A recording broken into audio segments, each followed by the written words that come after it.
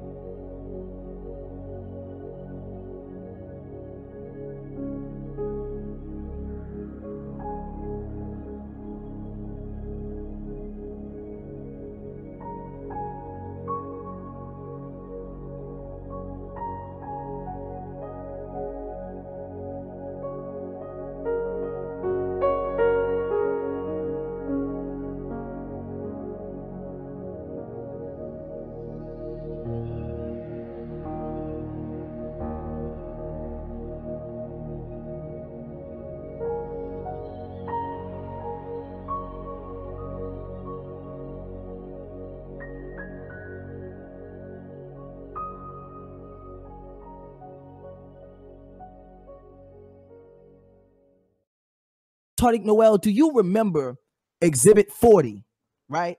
From the cross-examination done to you by Adrian Patrick, the representative attorney at the time of Dr. Malachi Z.K. York.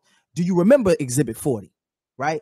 Exhibit 40 was found evidence found at the house residence of Taariq Noel. And it was a letter. It was a letter that Taariq Noel wrote to his mother.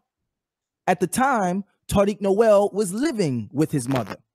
And he felt so uncomfortable living in the same house with his mother about the situation of what was transpiring that he couldn't even come up to her face to face and speak to her about it. He felt it best to write it in a letter. This is not my words. These are his words, paraphrased. He stated this in the letter. And I got the letter here. That's what I'm trying to pull up and organize, but it's crazy. So it's a letter. And what he's saying in the letter is he's telling his mother that he's sorry. And he's telling her that he's sorry that he told the truth. The government came to him and put pressure on him. And when they put pressure on him, he broke. And he says in the letter, I'm going to read it to y'all in just a second. He, word for word, he actually says he's sorry that he messed up the case. I messed up the case, Ma, because I told the truth. I told the government that Dr. York didn't do nothing to me. This is in his letter. This ain't Prince York words. This ain't Dr. York words. You wrote this and you didn't write it to the courthouse because you were scared. You wrote it while you was living with your mother to your mother.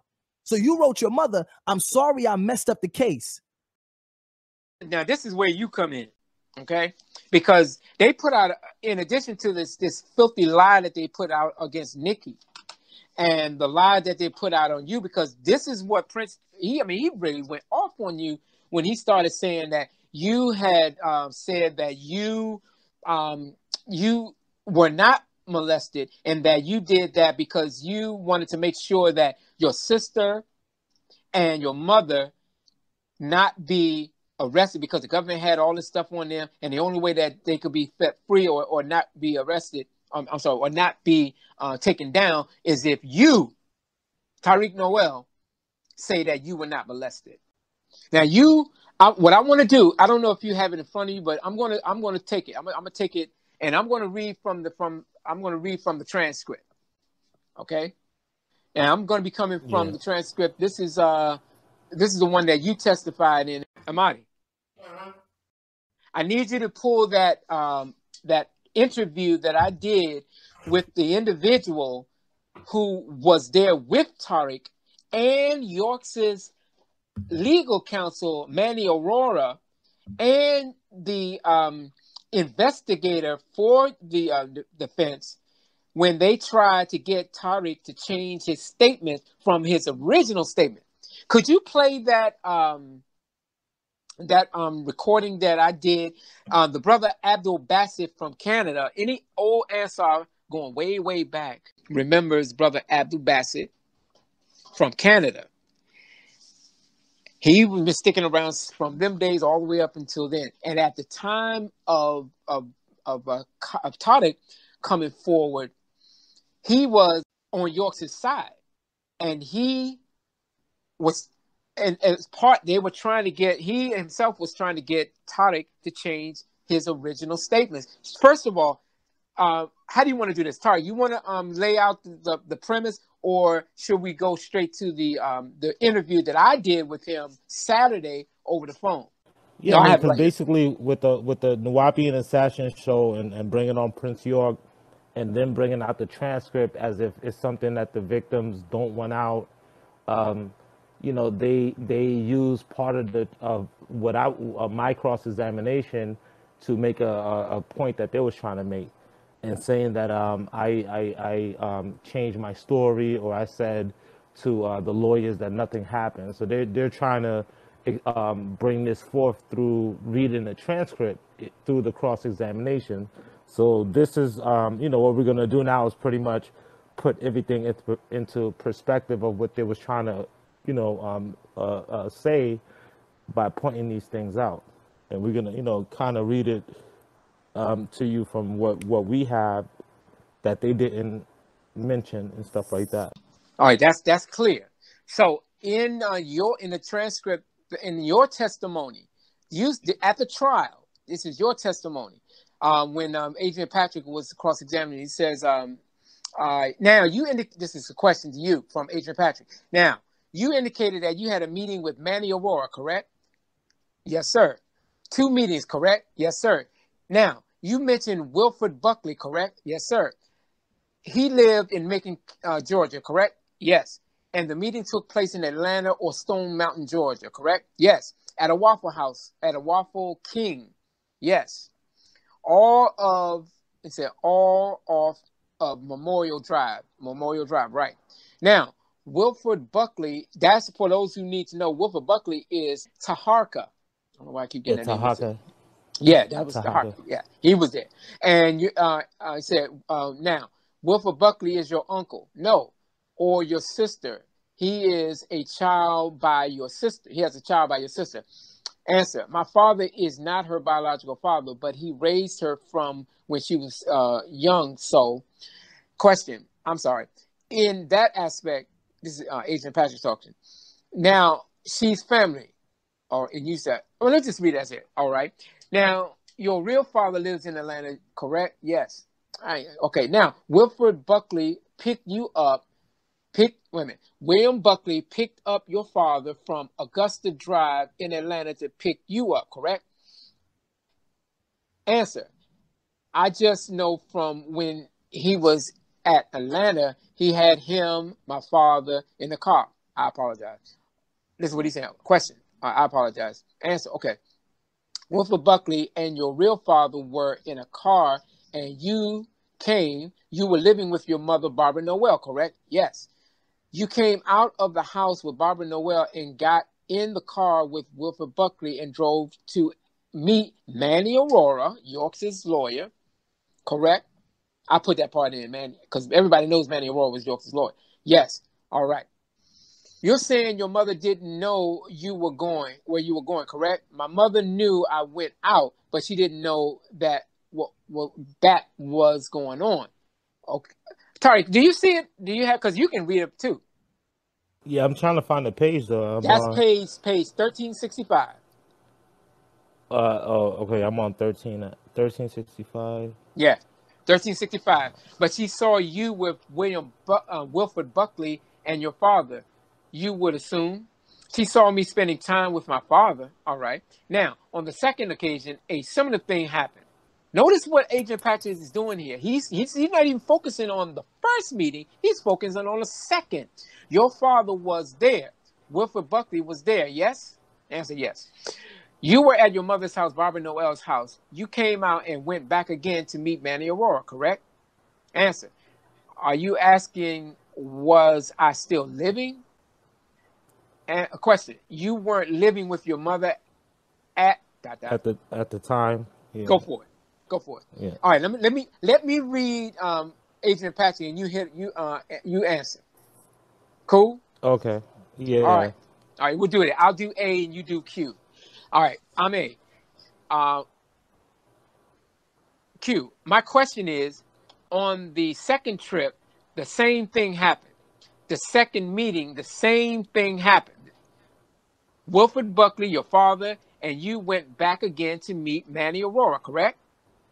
Yes. All right.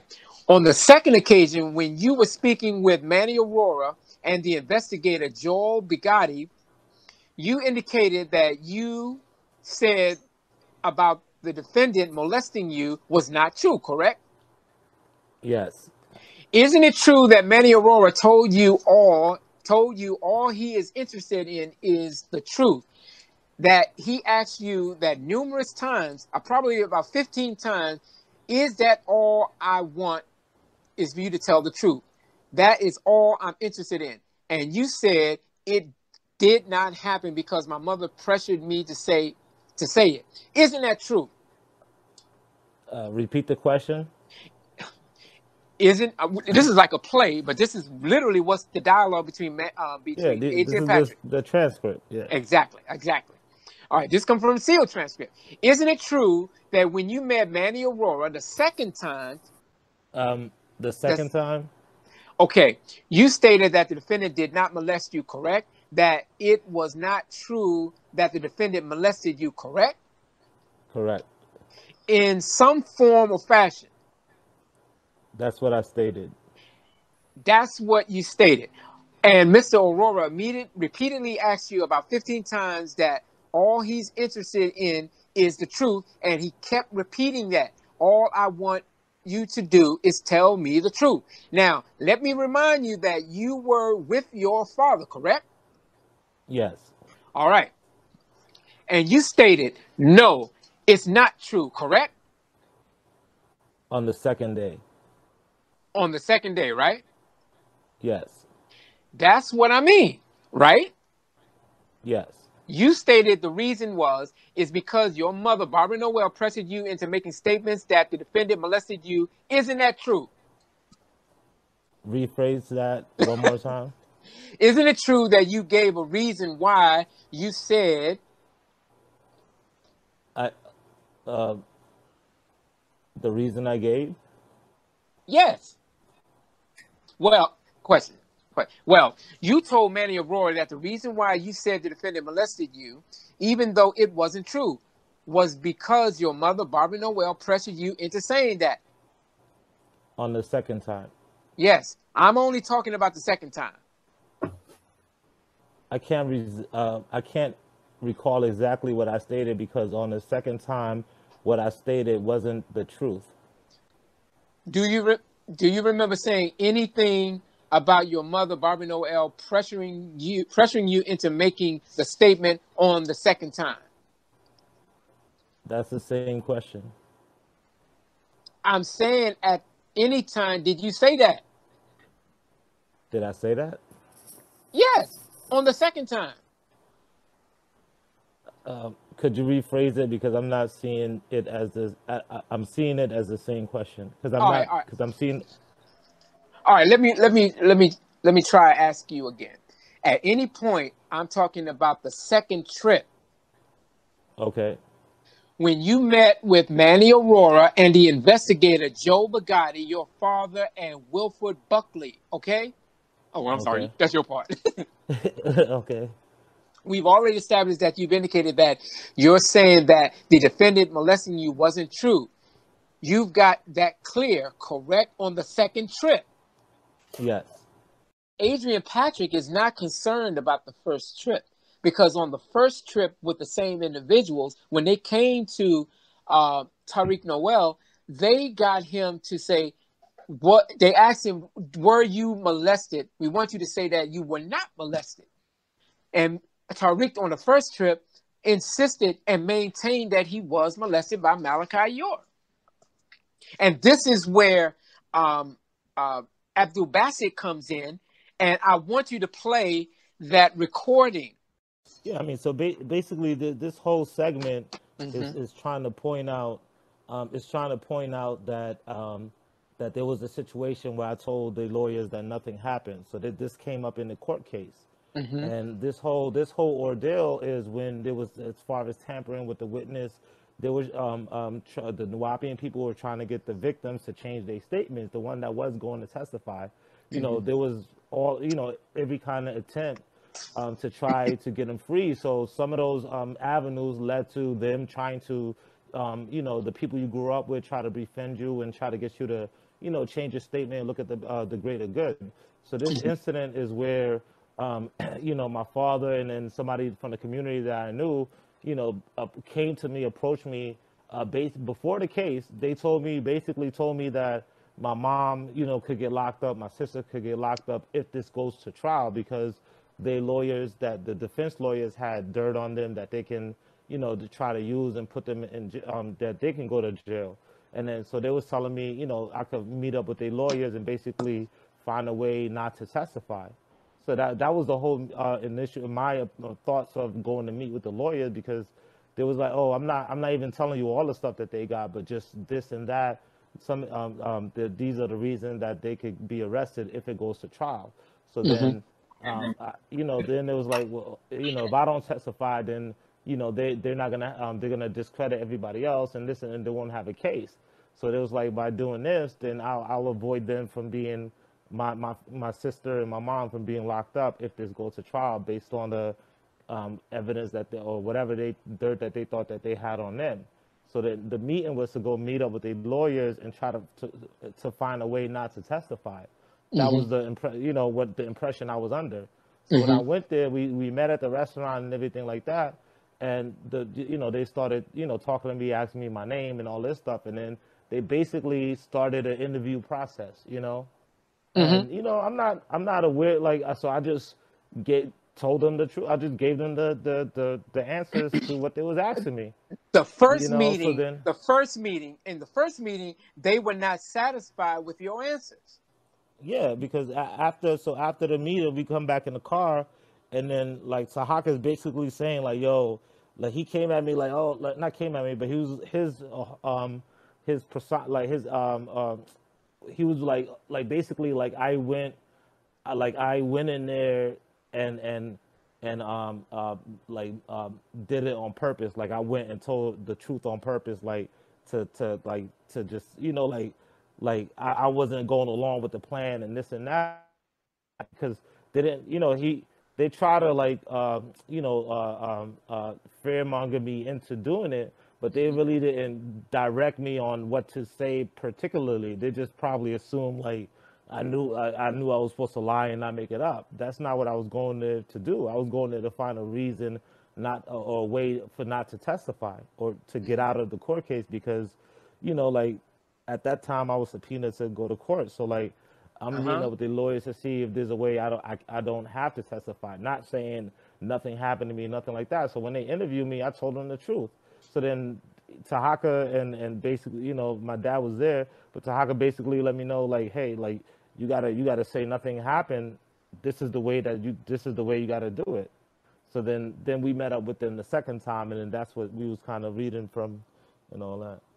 Yes, and for the record, what this amounts to, and I don't know if people are catching this, and it should have been brought out of the trial, is that Taariq Noel is a victim of coercion by the Nuwaupian Wilford Buckley, aka Brother Taharka.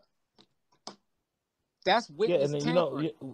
yeah, and we actually could have pressed charges on him, but because he has children by my sister, like, or my Mm-hmm. stepsister, Mm-hmm. so like through it, just with just because like he has children with people in my family, You know what I'm saying? Like, we didn't, like, my family didn't go after him. You know what I'm saying? But we could have. Yeah. You know, and because that was a witness tampering. Exactly, and that's part of why Abdul Basit wasn't called to the stand, because that would have been something brought out as well. And then somebody would have to explain, well, why is Malachi York's attorney meeting with a victim and trying to get them to change their statements and even bribing you by giving or offering you baseball tickets? Yeah, because they offered me baseball tickets, and because I don't really I'm not really into like baseball like that, so I didn't accept them. Like, I was like, nah, I'm not. You know, I'm not really. You know, Okay. I wouldn't even go. You know. Okay, Amadi, can you play that? Okay, what happened after the old man got arrested and stuff, and they realized that Taariq was involved and he's one of the guys who's going to be a witness? They contacted me, right? I guess the old man sent a message to me, going, that was my son. And one of the brothers came and got me and said, well, they need me to go to get in touch with Taariq and see if I can get him to renege his statement and,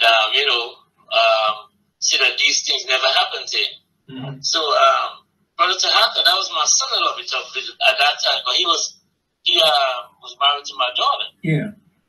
So, at that time, I didn't have a car, so I think one of the brothers come pick me up. And me and Tahaka was cool, so we went over at Taariq's, at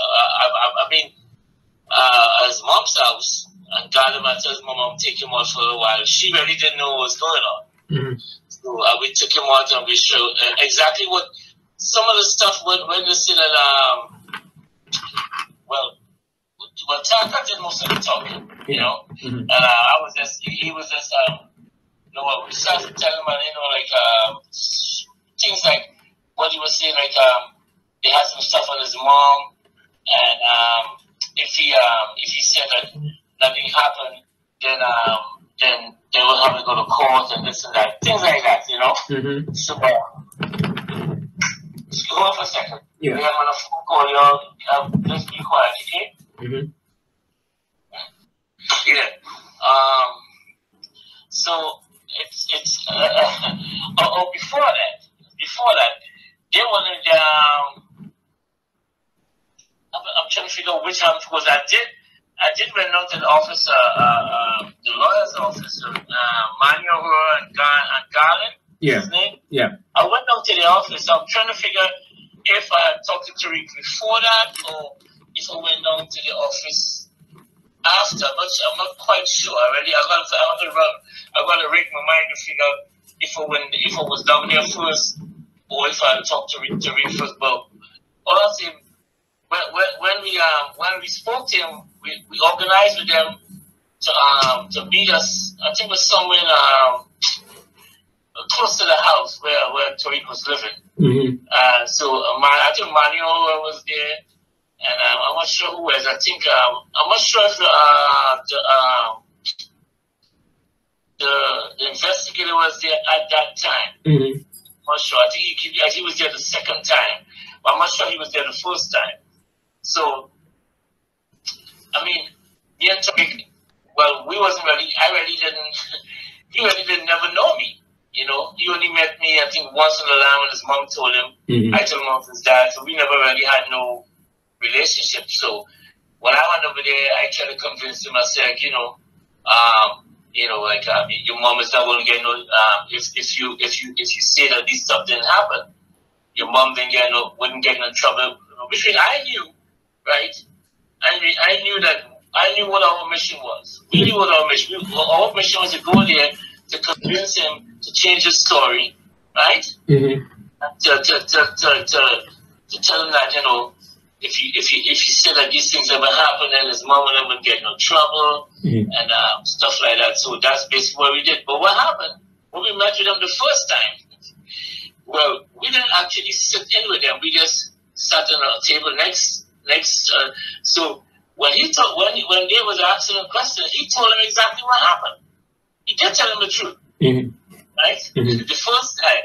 So when after that we talked to them, they said, well, this is what he said. Then they said, oh shit. So I went back again and get him to come back a second time. to tell them, well, you know, that's not what you were supposed to tell them. You're supposed to tell them these things never happen. You know. So the first time that y'all sat down with Manny Aurora and yes. York's legal counsel, which I don't think is something that wouldn't that be considered like tampering with a witness? Well, I mean, at that time, nobody knew that that's what we was doing. But at the time, that's why they called me in. Because remember, I've been in the community since 1978. Uh-huh. That was my whole life. All my kids was born and raised in it. You know? Mm-hmm. So when I hear, well, my understanding was like this. This is what I was thinking. We was always taught everything was about a mission. Right. Everything was about a mission. So I'm like, you know, the ones of the few ain't gonna outweigh the ones of the many. Which means like if 10 people, you know what I'm saying? If you have a choice of saving 500 people and 10 people, I'm saving the 500. Mm-hmm. See? So at that time, you know, just like all of us in the beginning, we were all for, you know, trying to prove that these things never happened. That's a lie. That's how we felt at the time. And at that time, I was closely linked with the community myself. That was my whole life, you know. Yeah. So the first time y'all sat down with York's legal counsel, yes, Taariq told the truth that they were molested. That let me make this clear that he was molested. Yes, he did. That's what he told him. But you see, we wasn't actually sitting on the table with him. But after we asked him what happened, well, because when we spoke to him before, we tried to tell him, listen, this is what you got to tell him, right? Mm-hmm. But for some reason, when they came and spoke to him, he just told them the truth. He just told them what happened, that he was molested and all the details. So when they told us about that, we said, no. This we gotta correct that. So we went back again a second time. I'm not sure it was the next thing, but we got in touch with him a second time. And this time, the investigator was with him, mm-hmm. and that's when he told them that it wasn't true, and he just made it up because so and so. And that's what the story we told him to tell them, and that's what he told them. So let's be clear. So the second time. Well, initially it was designed to get Taariq to say that he was not molested, correct?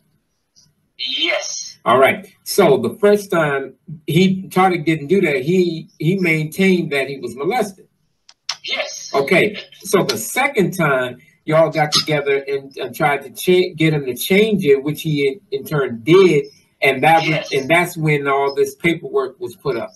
Yes. I guess that's what they're talking about when he said that he was molested and that he was not molested. That's the second time. We met with them twice. Okay. We met with them twice. You know. Do you remember where you met? Oh man, no, I don't. I want to ask him about that. I know he was living in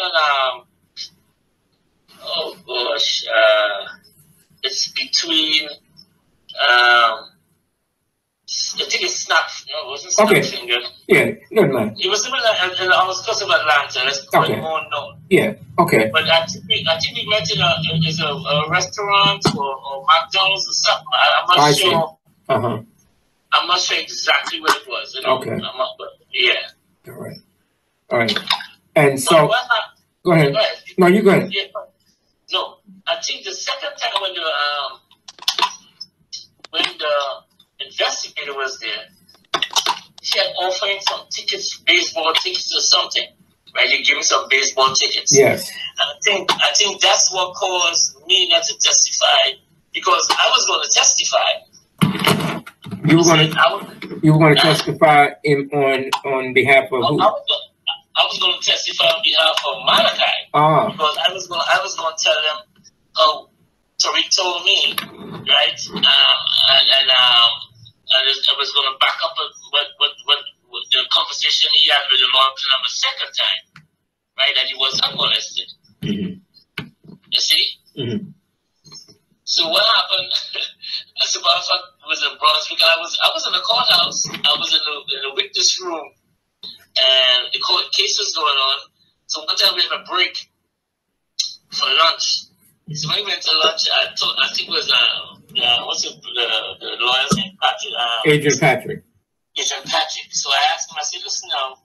So give me an idea. What's some of the questions you're going to ask me? Because when we was down in a house in Brunswick, hey, Chuck, I sent it already. Okay. Let me go ahead. Yeah. One of the brothers' house, when Patrick was in the sister's house, a bunch of us went over there.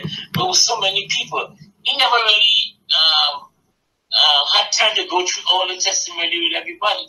So nobody really had time to really to prepare for a witness. So I asked him, I said, well, give me idea some of the questions you can ask, because we never really discussed anything. I told him what happened, but he never really told me, well, we went over and questions and answers of how to approach this. And that's what it was down in the place. It's like nobody was really prepared. Just a bunch of people wanted to come and give testimony, but nobody was really, they never had time to prep the witnesses. Yeah. So I think when they went back to court, then they called me for some reason. After I found out that it came up in the cross-examination with Taariq, where the guy had offered him some tickets. Right, the investigators have given some baseball tickets.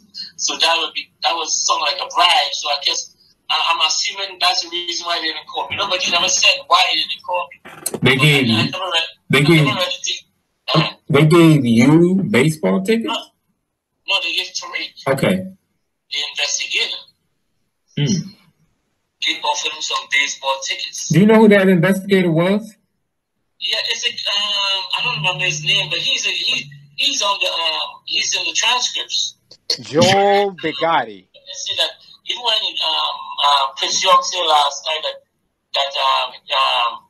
when they met with the lawyers met with the investigator, I forget the guy's name, but it's all the information is in the transcripts. Okay. It should be. It's in the transcripts. Yeah, I'll go over it. Yeah. So after that, I guess, and that was it. So we just had them on record saying that it never happened. And that's what we really wanted to get. Right? Him on record saying it didn't happen. There it is, right there. I was listening to Prince York last night. They're trying to turn it around, right? To say that that's what he said, but they never discussed they never discussed it was 2 times that they met, and there was 2 different instances. Because when he told them already the truth the first time, when we get to realize, when we talk to the lawyer, they realize that this is what they say to us, and we tell them we're gonna bring him back. Yeah, we brought him back again the second time. So actually, Manny and them knew what was going on, because he told them they have his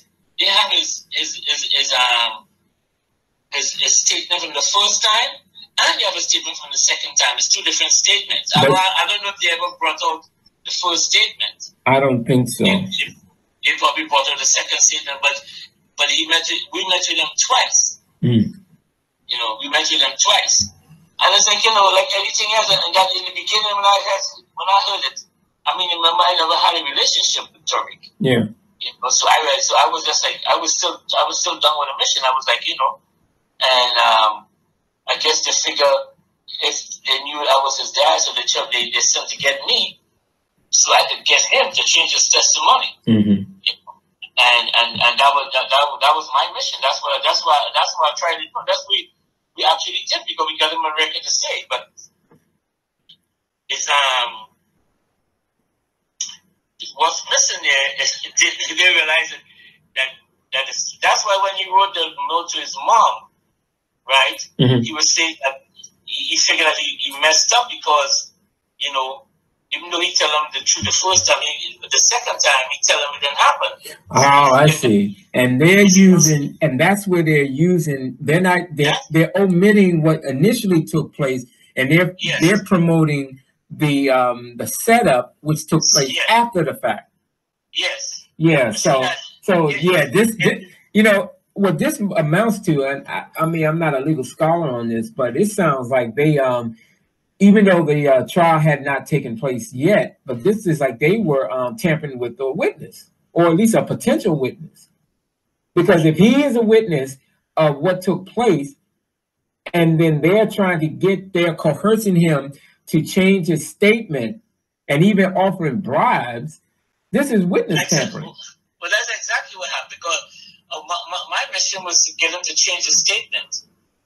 You see? Yeah. My mission, because he had already talked to the what do you call it? He had already the grand jury. I think they had already talked to the grand jury. So my mission was to. That's why they come and get me. My mission was to get him to change it. And I mean, even though me and him never had a relationship, but I went up in there like, hey man, I need to talk to you, Yeah. Because remember I only met him when he was like 9 or 10. At that time, he was a little older. He was in high school. When, as a matter of fact, he was going to high school when I went to visit him. Yeah. See, he already left the land and everything, and he was living with his mom. Yeah. I see. So, it's like okay. Don't lose that point, but I just want to let you know that I have another phone right here, and everything that when I said go ahead is being recorded, because I want to use this because I want to play it on the air to clear up the misinformation that Prince York was coming from. He's using the second interview, right, which was purposely designed to get Taariq to change his original statement that he was sexually molested by Malachi York and that he did witness others in the process. Well, we never really had a discussion about him witnessing it, because everything our whole thing was about, we never really got into all of that. My whole thing was like trying to tell him, listen, you know what I'm saying? Your mom and them was going to get in trouble. You see? Did you initiate that statement? No, I think Tahaka did. Tahaka Bay. I'm sorry, wrong name. Wilford Buckley's his name. They call him Tahaka. Okay. Yeah. He's the one, but once the statement was made, I actually expounded on it, because remember we both was there, and cause he was there too. But I noticed that most of the time they always talk about him. But you see, he knows that he can't tell me he was there and he know what happened, so he cannot. And I know he cannot. He can't come and tell me in my face that this man. Oh no, is this no? He knows what's going on, because he know the reason why we was there is to try to get him to change his statement. It's just like most of the dads and moms, right, or the kids. You know what I mean? Yeah. We all try to get our kids to change their statements and say things didn't happen because because it was all about a mission. Right. It was all about a mission. That was always in the forefront. Okay. So, being as though that is what you all tried to do, at what point did you accept the reality of what really took place? Well, it was actually years after.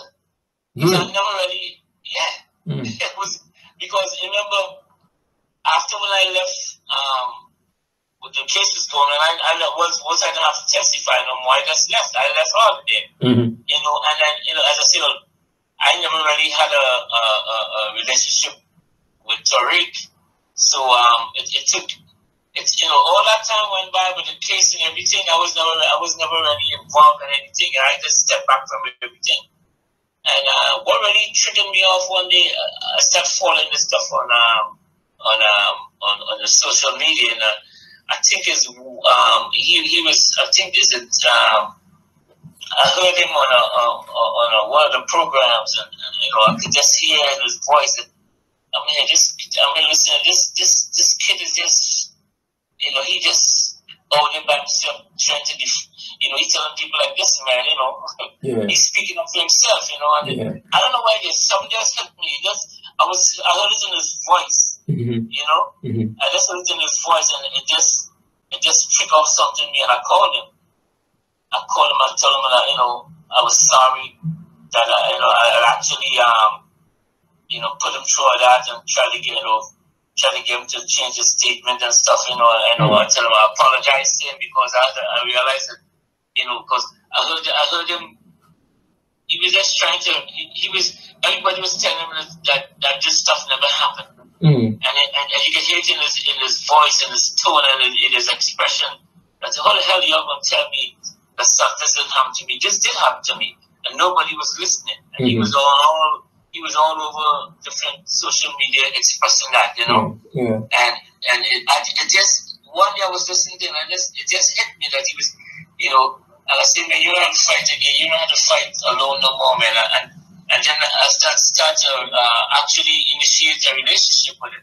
Because prior to that, I had no relationship with him, And it's after sitting with him, after I sat with him one-on-one, and he explained to me everything that happened, is when I just broke down because I like, wow, man, I was so blinded all these years. I couldn't really, I just apologize. I'm sorry that I didn't hear all the stuff you were saying, But right now, what I'm trying to do is build a relationship with them, because the reality is that what people don't realize, most of these kids, went through all this stuff, and then there's no support for them. Right. Because most of the elders and everybody who've been around them, most of them, it appears they don't believe what happened.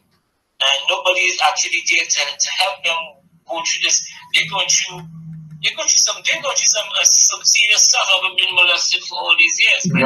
Right. They go through some serious psychological things, Yeah. And so to know that we all at the beginning, even for myself, because at that time I didn't see it like that. It was all a mission for me. Right. Well, I think this is your statements are critical because you were there, Manny Aurora, and other members for the York defense were actually trying to get Taariq to sign an affidavit, change the statement to work in their favor, which in my mind, and I'm sure I can contact attorneys, that is blatant witness tampering. Okay, being as though this is recorded, like I said, I'm going to have it played on the air, just because Taariq is going to be there, so he'll be able to substantiate other portions of it. Just for the record, if you don't mind, could you just state who you are? Okay. No, you don't have to give your birth. No. Why would I know the name and everybody know? My name is Abdul Bassett. Abdul Bassett. Everybody know me by Abdul Bassett. Yeah. That's enough. Any old answer would know who you Abdul Bassett is. Yeah. Oh yeah, everybody know Abdul Bassett. You can put in Canada, and everybody know it had two Abdul Bassett in the community. One Abdul Bassett Guyana and Abdul Bassett Canada. So anytime somebody say Abdul Bassett Canada, they know I am, because me and a few other brothers, we're the ones who started the community in Montreal, Canada, in 1978. We're the ones who started the community in Canada. So anybody who's from 1978 on, brothers from the elders, they know me. Oh yeah. They know me. Yeah. So that's why I look at some of the videos and stuff, and I see some of the elders there. And I know that they know that, I mean, in the beginning, like, for instance, to be honest with you, we knew that, that the woman was messing with the women and our wives and stuff. We knew that, but I never really knew. I never heard it among our conversation that he was messing with the kids. We didn't know that till recent, till it came out. Yeah. But we knew that he was having relationships with a woman. We knew that, you know. But as far as the kids, you know, I couldn't sit here and say what he had in 1980s or 70s. We knew there was ever a discussion among them brothers that he met. We knew his best. We knew a lot of our wives passed that, but it wasn't like that. It was never with the kids. But you know, I'm like this. I mean, like you know, adults is one thing because adults, they can make their own decisions to decide if whatever they want to do, if they want to lay with you or not. But a child, 4 years and 5, 6, 7, 8, 10 years, for someone to manipulate somebody that at that age, man, that's cruelty. You know what I mean? And there's no way that, you know, once you sit down and you reason out, there's no way you can actually condone that, you know. And for many of the elders who's out there, you know, if they take a time to go and they can meet with any of the kids in them who was molested and talk to them. That's what they should do. You know what I mean? Instead of how should I put? Instead of really trying to, you know, condone things or fight for try to prove that it didn't happen. If you take a minute to sit with any of the kids in there, right, who was involved in this, sit down and talk to them. And you know, because listen, we raised those kids. These kids are ours. Right. We're the ones who took them to school and went out and tried to provide for them. And you know, we walked them to school, we protect them, you know. So those are all I remember. kids. Yeah, I remember. All we got to do, you know, my message to the elders is just sit down one day and just talk to one or two of the kids. Look at your kids until you talk to them. Or you talk to them with one of your children and ask them, say, what really happened? Tell me. But none of them took the opportunity to do that. But they're quick to say that it never happened. Yeah. You know what I mean? I'm not saying that because as my son was involved, but I'm actually, they can talk to him anytime. And most of them know him. You know, he's available. They can come and talk to him. And then, you know, when they finish talking to him, let them make a decision. You know, or talk to any of the other kids. There's a lot of brothers who's in my time, kids and them was involved in that. Right. You make a arrangement, you go sit down, that's all our kids sit down and talk to them. That's right. You know, you know.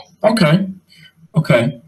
Well, good. I'm glad you were able to clarify and clear this thing up because now we got a better picture of how that manipulation took place. And wow, I didn't know that Manny Aurora was involved in that.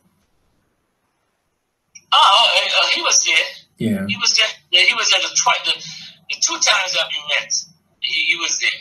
Yeah. I'm not sure the first time that the investigator was there. I know the second time he was. But I'm trying to figure at that time they used to live it's right off of 20. We right off of 20 past years of not no you know what, but Taariq is gonna know. Yeah. He probably remember where we went and had the discussion, you know. Right. I think we went to a little McDonald's, some little place like that, you know. Yeah. Okay. But I did go down to Manny to the laws in the office. At some point in time, you know, I was down there, you know. Yeah. You don't have any like paperwork from any of that stuff, do you? No, the only thing I remember having was the trial transcripts. Yeah, and I gave it to Tahaka. That was way back. That was when everything was going on. Yeah. I was given a copy of the transcripts, and I gave it to Tahaka. I'm not sure. Probably maybe that's how they was able to have a copy of it. Tahaka got it from me. I'm the one who gave him that. Yeah. I'm the one who gave him a copy of the transcripts. Yeah. And you know what I mean, and he, I would like to, I would sit down and talk to him anytime, but he can't tell me in my face what I'm saying is not true. Oh, yeah. That one is true. But he was there, and that was something that we was assigned to go and try to get to change his statement, and that's what that was our mission. That's what we did, Because as I said at the time, it was all about the mission. It was like you sacrifice. At that time it was like you sacrifice the son for the mission, and that's just how it was. But it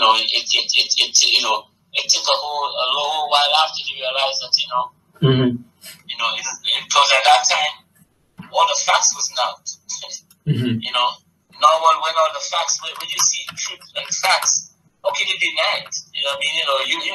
Because I still listen to some of the things that they're saying. They pretending like there was never a state trial. Like when I listen to them on the social media, they say like they pretend like there was never a state trial, like he never pleaded guilty in a state trial, like that never happened.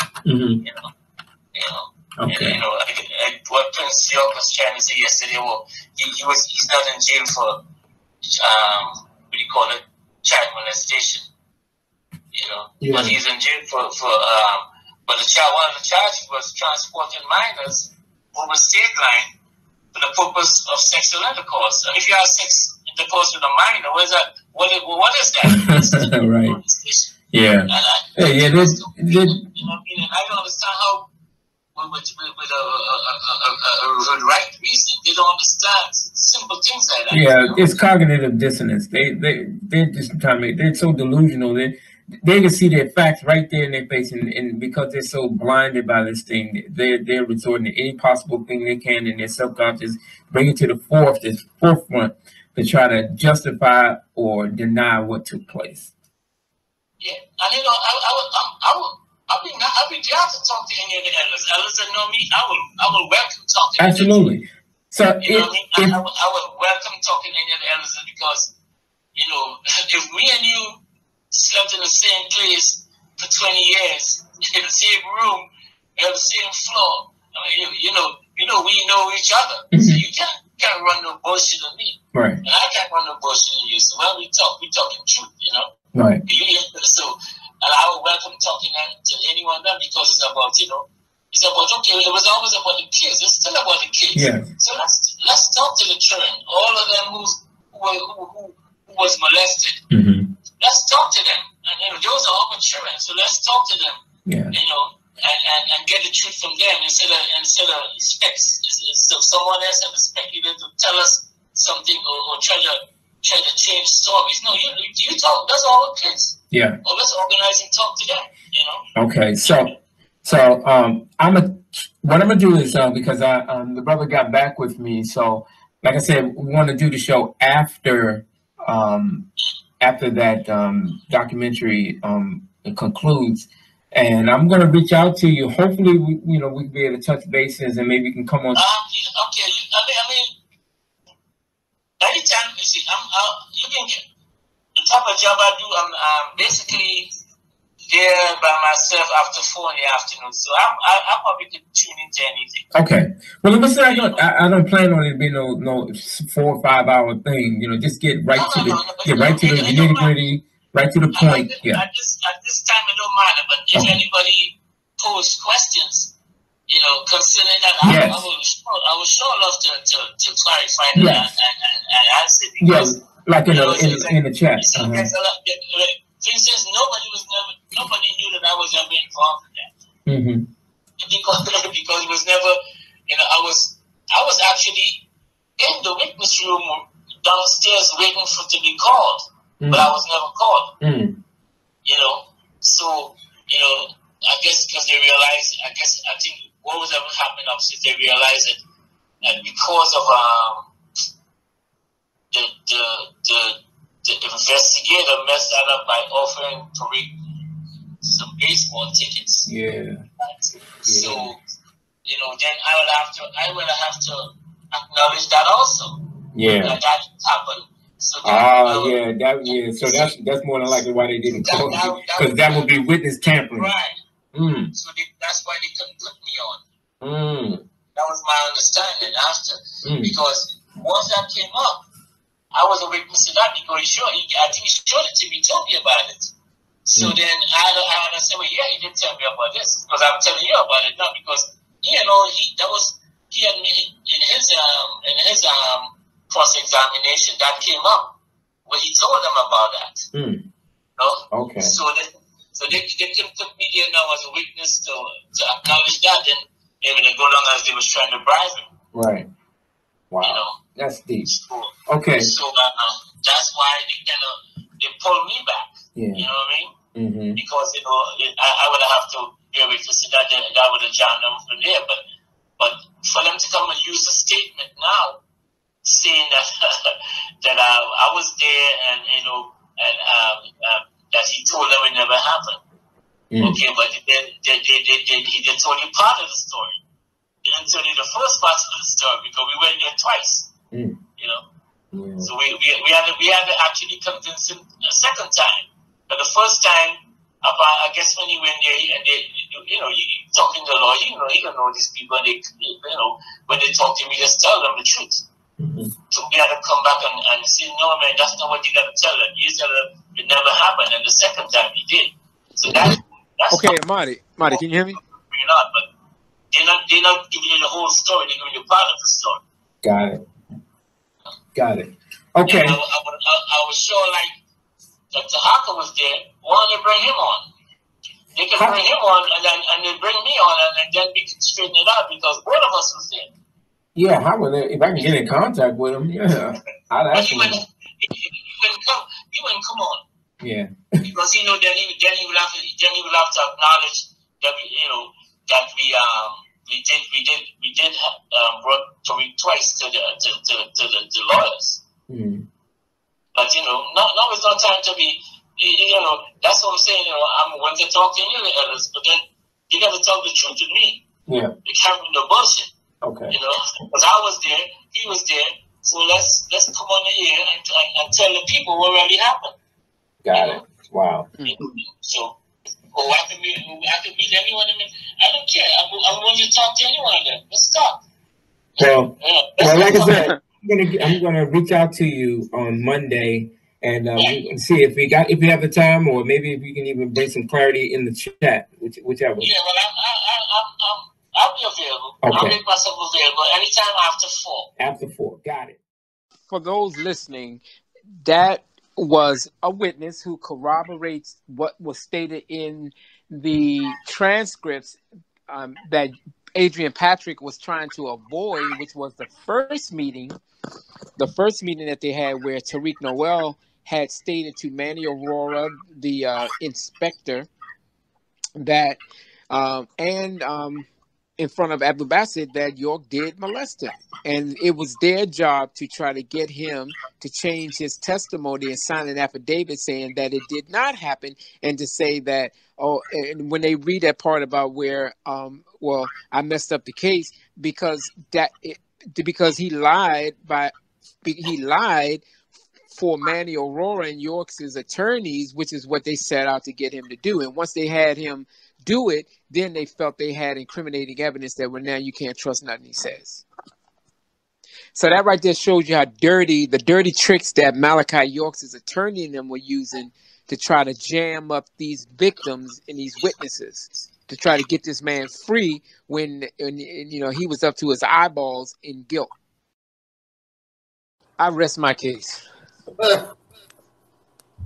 Yeah, I mean, it's definitely not to point out that the truth is the truth is the truth. So like, there's no need to keep defending yourself and keep saying, oh, I am telling the truth. Like, that's not even.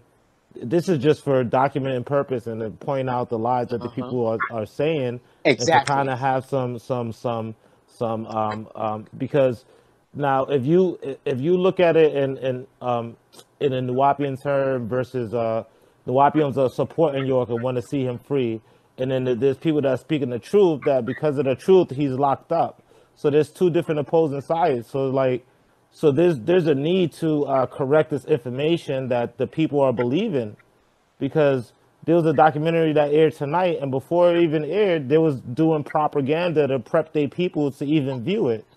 So like they need the counter information, they need the whole information and the factual information, so that they're not continuously for all these years led along and kept being lied to. So you know, when they tune into this and try to rebuttal this and they're still getting the information that's rebuttaling them and pointing out how they lying. Like Prince York and on Nuwaupian Assassin channel, when he made the video, of 80% of what he said was a lie, and the 20% that he was saying that was true was not on topic. It was related to something else. Yeah. So you're presenting information that you're putting to the people as truth, and then one, you didn't even have everything prepared. So you might have just got it, looked over it, and want to do a show about it. You didn't have it prepared, which means you don't even know it inside out. You don't know, like you don't know what you're talking about, you know. But you still feel that, you know, this is the information you're gonna bring to your followers. So it needs to be corrected for that purpose, because it's being addressed. Because that's what I was saying earlier. If you look at the Nuwaupian and the opposing side, like, you got to see what work they do, what evidence they bring, how do they counteract what they claim is truth. So if they're saying all this stuff, but they're not providing documents, they're not providing any kind of resources about it. So it's just all talk. But then even if they could say we're saying stuff, but we're saying but we're providing the evidence, the documents, we're providing all this with the information that we're saying along with the truth. And that's what you should expect. That's what you should expect from people who are giving you the truth, is that they are going to continue to be there when you're lying.